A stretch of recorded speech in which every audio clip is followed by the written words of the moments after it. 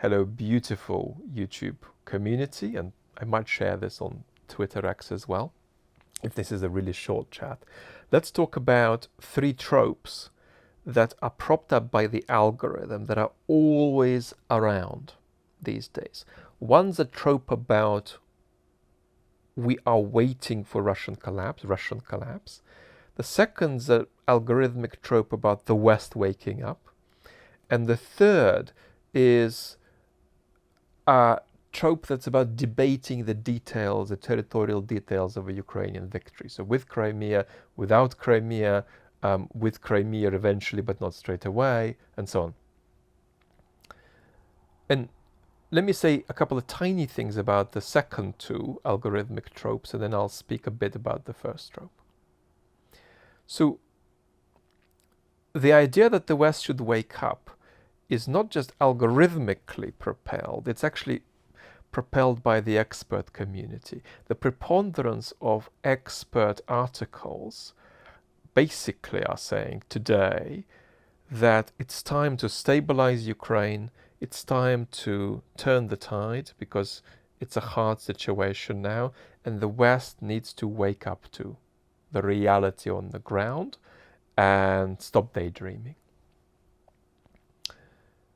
Now, willpower is always a big part of politics, and if anything, people underestimate the power of an individual personality, especially individual personality in relation with other personalities who also have power. So we mustn't underestimate that.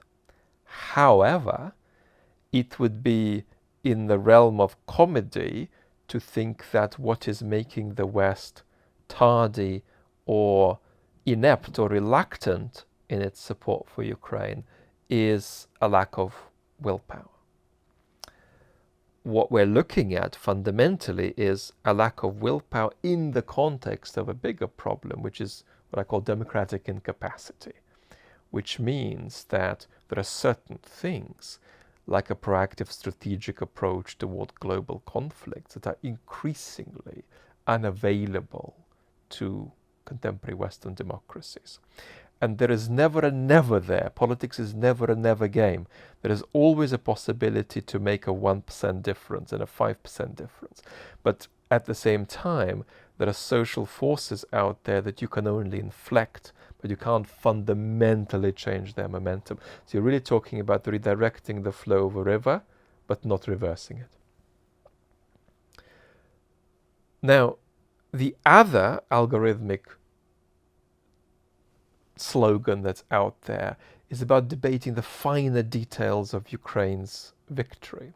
But one of the problems with that conversation is it can often take the form of a kind of psychological cancellation of Ukraine.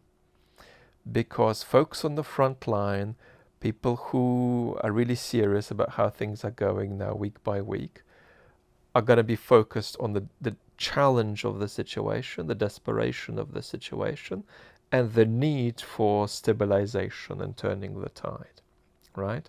So there's a kind of potential for a psychological cancellation of Ukraine and Ukrainians when you talk in a way that's analogous to, debating the part of your garden that your neighbor confiscated when there's a big flood coming through your roof from upstairs. Now, let's say a little bit about this slogan about Russian collapse. I hear that slogan in 2 forms, a very pessimistic form actually, and a nauseatingly optimistic form. The pessimistic form says things aren't going well for Ukraine right now, so let's hope that Russia collapses because what else is there to hope for? The nauseatingly optimistic form says things aren't going well today, but as Russia is going to inevitably collapse, things are going to be okay in the end. And this is very much propped up by algorithms, and the expert community don't participate in that kind of sloganization. Now, one thought that's immediately apparent is that everyone is waiting for everybody else's collapse. I just tweeted a while ago that in some ways Putin actually sees the United States as a kind of version of late-stage Soviet Union, which he thinks is a case of a system grinding to a halt with malfunctioning elites which cannot respond to the political challenges the country faces. Now, we hope there is more exaggeration than reality in that somewhat pathological vision of Putin's, but there is certainly some reality in it too. Putin is also hoping for the collapse of the governability of Ukraine, and Ukrainians and some Westerners are hoping for Putin's collapse.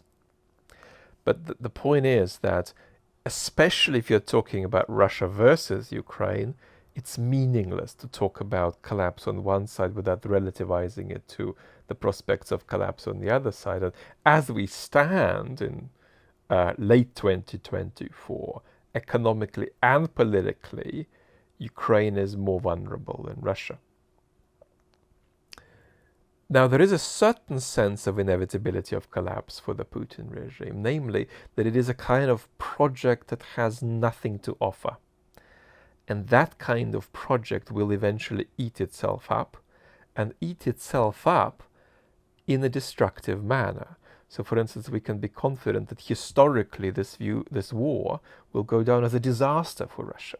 And indeed, the better the Russians do, the more disastrous it will be for them in the long term. But that's the long term, or at least the short term, only if you're thinking about sort of the larger, patterns of history. So we're not interested in Putin's project coming to a catastrophic halt in 2035 or in 2042, if, with or without Putin, if that's completely independent of what the hell is happening in Ukraine and what's happening in the West at that time. So that kind of relativization is important. You know what? I don't want to take more time. This will be enough for today. I'm going to be with you more regularly over the next few days because of the extraordinary level of anxiety folks are feeling about what's about to happen or not happen in the United States. So lots of love and talk soon.